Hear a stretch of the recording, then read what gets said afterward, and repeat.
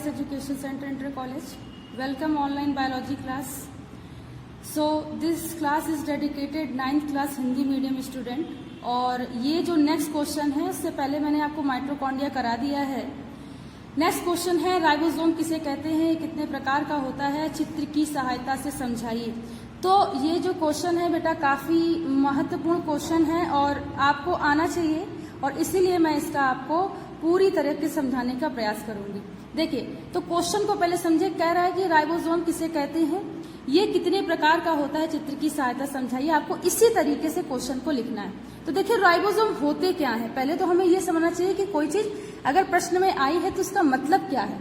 देखिए ribosome ribo nucleoprotein, कौन, ribosome ribo nucleoprotein से मिलकर बने होते हैं. यानी कि राइबो न्यूक्लियोप्रोटीन का मतलब होता है कि आरएनए और प्रोटीन की बनी पिन की घुंडी के आकार की सूक्ष्म कणिकाएं होती हैं. तो राइबोसोम बेसिकली क्या होते हैं, आरएनए और प्रोटीन की बनी पिन की घुंडी के आकार की सूक्ष्म कणिकाएं होती हैं. यह 250 एम्ब्रेस्ट्रॉन्ग व्यास के गोलाकार कण होते हैं. देखिए आप देखिए स्ट्रक्चर, ये 250 व्यास के गोलाकार कण होते हैं. अब आगे देखिए ये एंडोप्लाज्मिक रेटिकुलम की कलाओं से जुड़े हुए होते हैं. ये एंडोप्लाज्मिक रेटिकुलम क्या होता है, ये एक बेटा सेल में या कोशिका में पाई जाने वाली संरचना होती है और ये एंजाइम के निर्माण में सहायता करती है. तो ये याद रखेंगे. तो देखिए ये एंडोप्लाज्मिक रेटिकुलम की कलाओं से जुड़े हुए होते हैं और यह माइटोकॉन्ड्रिया तथा क्लोरोप्लास्ट में भी पाए जाते हैं. तो बेटा जो राइबोसोम होते हैं एक तो एंडोप्लाज्मिक रेटिकुलम की संरचनाओं से जुड़े हुए होते हैं और साथ ही साथ ये क्या करेंगे, माइटोकॉन्ड्रिया तथा क्लोरोप्लास्ट में भी पाए जाते हैं. तो ये बात आप राइबोसोम के संदर्भ में ध्यान रखेंगे. ये कलाविहीन होते हैं. राइबोसोम बेटा क्या होते हैं, कलाविहीन होते हैं. कलाविहीन का बेटा मतलब जानते हो, कलाविहीन का मतलब ये होता है जिसमें कला या कोई प्रकार की मेम्ब्रेन ना पाई जाई हो, उसे बोलते हैं कलाविहीन. आप इसका स्ट्रक्चर देखिए सिंपल सा. तो इसमें क्या है, इसमें कोई भी आपको कला नाम की चीज नहीं दिख रही, कोई ऐसी संरचना नहीं दिख रही, सिर्फ एक गोलाकार संरचना है. तो यही बता रहा है कि यह एक क्या होता है, कलाविहीन संरचना होती है. अब उसके बाद देखिए राइबोसोम की खोज किसने की थी. राइबोसोम की खोज पैलाडी-नाइमिक साइंटिस्ट ने 1955 में की थी. तो आप ये इस नाम याद रखेंगे, ठीक है. पैलाडी एक ही बात है, ठीक है, अलग अलग बुक में आपको अलग अलग मिल सकता है. बेसिकली इनका पैलाडी नाम होता है. तो राइबोसोम की खोज पैलाडी नामक साइंटिस्ट ने 1955 में की थी. राइबोसोम में दो प्रकार की इकाइयां होती हैं, बड़ी तथा छोटी. बड़ी तथा छोटी. बेटा बड़ी इकाइयों को कहते हैं ATS. क्या बोलते हैं, ATS, ठीक. और छोटी इकाइयों को बोलते हैं बेटा 70S. क्या बोलते हैं, 70S. ये याद रखिएगा कि जो इसकी बड़ी इकाई होती है उसे ATS बोलते हैं, छोटी जो इकाई होती है उसे 70S बोलते हैं. तो आप इसमें लिख लेंगे, बड़ी इकाई को ATS कहते हैं, छोटी इकाई को 70S कहते हैं, ठीक है. और जहां दिक्कत आए मेरे वीडियो को पॉज करके सुनिए और फिर इसे कंटेंट या थ्योरी को लिख सकते हैं. कह रहा है कि कई राइबोसोम मिलकर के पॉलीसोम बनाते हैं. मतलब एक से अधिक जब राइबोसोम मिल जाएंगे, एक से अधिक जब राइबोसोम मिल जाते हैं तो ये पॉलीसोम बनाते हैं. पॉलीसोम का मतलब क्या होता है, पॉली का मतलब एक से अधिक, सोम का मतलब राइबोसोम का मिलना. तो जब कई सारे राइबोसोम मिलते हैं तो पॉलीसोम संरचना का निर्माण होता है.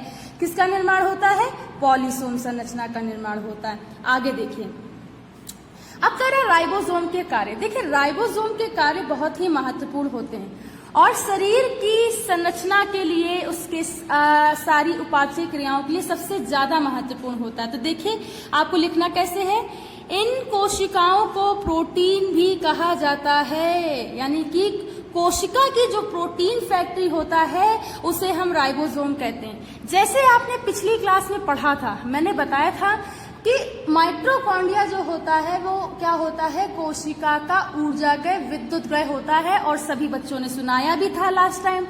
तो उसी तरीके से आपको ये भी पॉइंट याद रखना है कि कोशिका की प्रोटीन फैक्ट्री राइबोसोम को कहा जाता है। याद रखिएगा, क्यों कहा जाता है? क्योंकि कोशिका में क्या होता है, प्रोटीन तथा एंजाइम का संश्लेषण राइबोसोम के ही द्वारा होता है, इसलिए राइबोसोम को कोशिका की प्रोटीन फैक्ट्री भी कहते हैं। तो ऐसे भी क्वेश्चन बेटा आता है कि कोशिका की प्रोटीन फैक्ट्री किसे कहते हैं? राइबोसोम को। क्यों कहते हैं?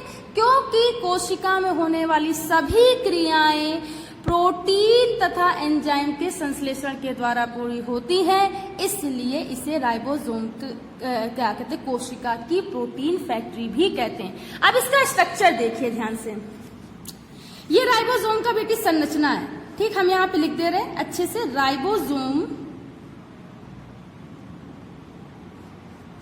राइबोसोम की संरचना आप नीचे ये हेडिंग डाल करके बेटा ऐसे लिख लेंगे और इसे बच्चों अंडरलाइन कर दीजिएगा, ठीक है। अब देखिए, राइबोसोम हमने बताया दो सब यूनिट में बटा होता है, 80S एक 70S। बेटा S क्या होता है? S का मतलब ही होता है यूनिट। क्या होता है? यूनिट। इसे बोलते हैं स्वेद वर्ग यूनिट। क्या बोलते हैं? स्वेद वर्ग यूनिट। तो आप S अभी क्योंकि छोटी क्लास है तो आप सिर्फ इतना याद रखिए कि 80S का मतलब यूनिट होता है। अब ये 80S है बेटा राइबोसोम, ये 50S सब यूनिट और 30S सब यूनिट में बटा होता है। बात समझ में आ रही? ये 80S जो बड़ी यूनिट है, कैसी यूनिट है बेटा? बड़ी यूनिट है, बड़ी यूनिट है। अब ये बड़ी यूनिट है, बड़ी इकाई क्या करेगी? 50 सब यूनिट और 30 सब यूनिट में बटी रहती है। बात समझ में आ रही? उसी तरीके से ये जो यूनिट होती है बेटा 70 यूनिट होती है, बेटा छोटी यूनिट होती है कि नहीं होती है? ठीक है, ये छोटी यूनिट होती है।